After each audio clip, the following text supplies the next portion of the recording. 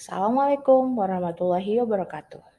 Alhamdulillah hari ini kita bisa berjumpa kembali untuk melanjutkan materi kita yang mana pada pertemuan sebelumnya sudah saya sampaikan kalau pada pertemuan hari ini kita akan membahas materi pertama dalam mata kuliah hukum perkawinan Islam.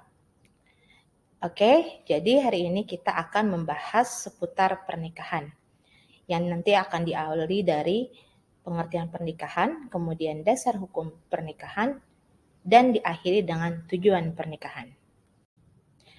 Baik, diawali dengan pengertian. Jadi di sini kalau kita lihat, menurut Awe Munawir secara bahasa, pernikahan itu adalah adomu atau at-tadahul yang artinya berkumpul atau saling memasuki.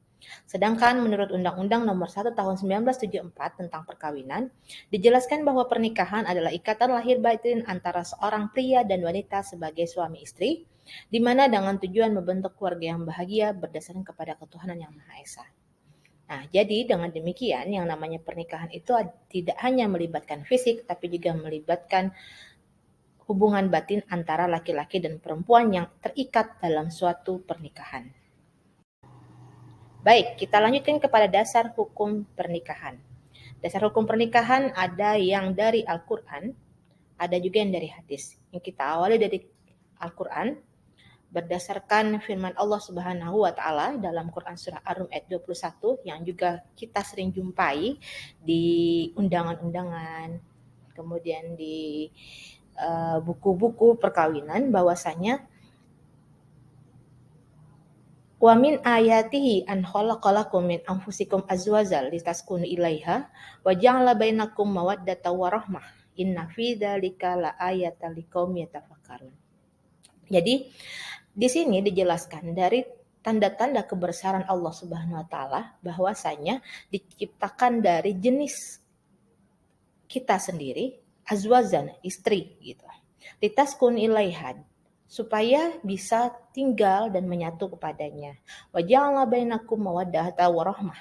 Di sini Allah menjadikannya sebagai keluarga yang mawaddah warahmah.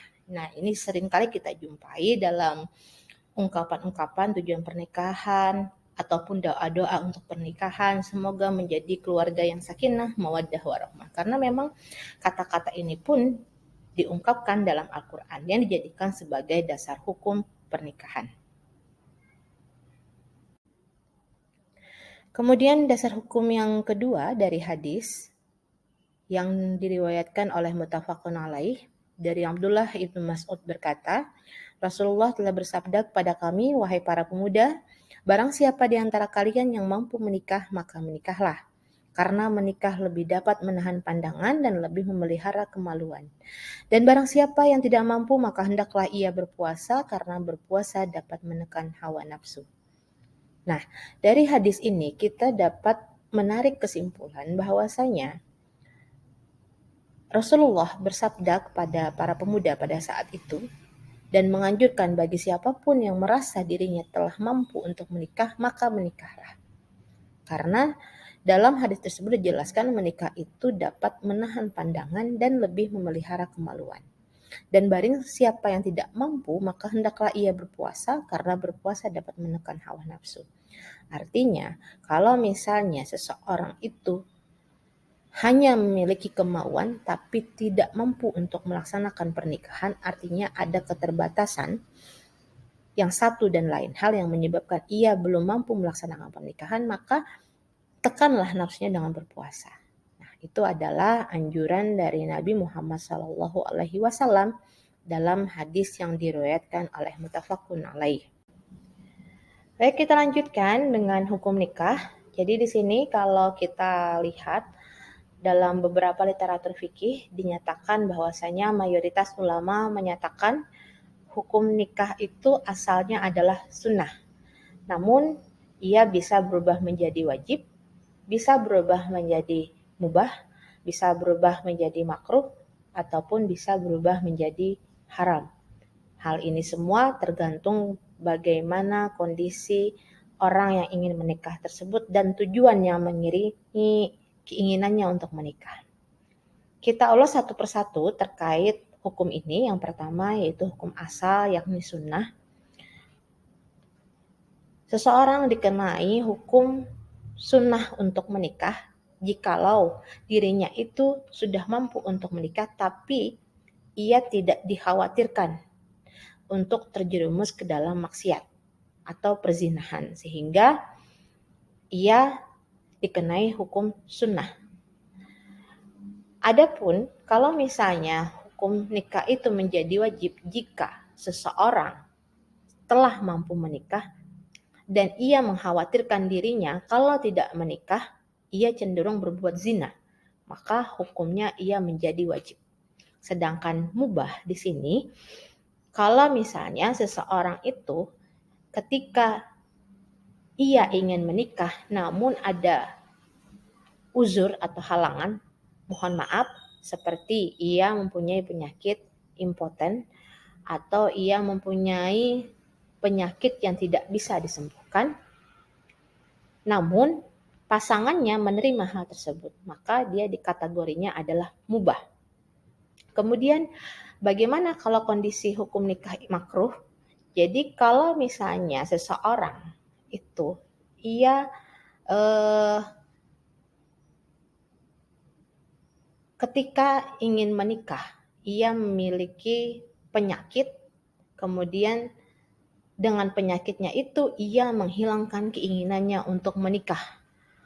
Kemudian dia juga mengkhawatirkan dirinya nanti tidak bisa menjalankan tanggung jawab sehingga keinginan ia untuk menikah itu ia hilangkan dan ia buang jauh-jauh, maka itu menjadi makruh.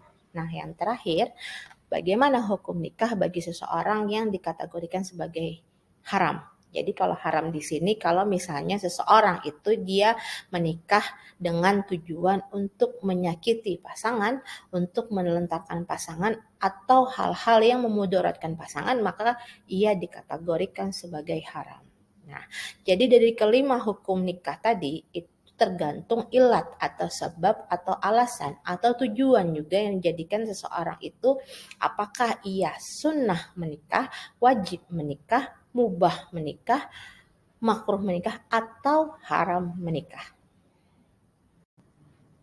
Baik, selanjutnya tujuan pernikahan. Menurut Sumiati ada 5 tujuan pernikahan, antara lain yang pertama yaitu untuk memperoleh keturunan yang sah.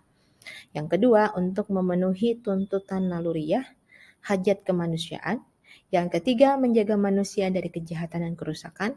Yang keempat, membentuk dan mengatur rumah tangga yang merupakan basis pertama dari masyarakat atas dasar kecintaan dan kasih sayang.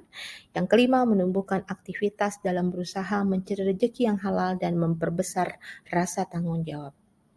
Nah, dari sini dapat kita simpulkan bahwa dengan adanya pernikahan itu, apa yang kita inginkan itu insya Allah akan tercapai dengan adanya tujuan-tujuan dari pernikahan ini. Nah, dengan adanya keturunan, itu akan menumbuhkan rasa tanggung jawab yang besar bagi kedua belah pihak, baik laki-laki maupun perempuan, dalam suatu ikatan pernikahan tersebut untuk saling mengasihi dan menyayangi. Dan tentunya dengan adanya ikatan kasih sayang ini akan menumbuhkan keinginan untuk selalu berbuat baik dan juga menghindari dari perbuatan-perbuatan yang tidak baik. Nah, baik, dari semua penjelasan saya hari ini tentang dasar-dasar pernikahan semoga bisa dapat dipahami. Nantinya akan kita lanjutkan dengan post-test yang akan saya share link sesudah ini. Terima kasih. Assalamualaikum warahmatullahi wabarakatuh.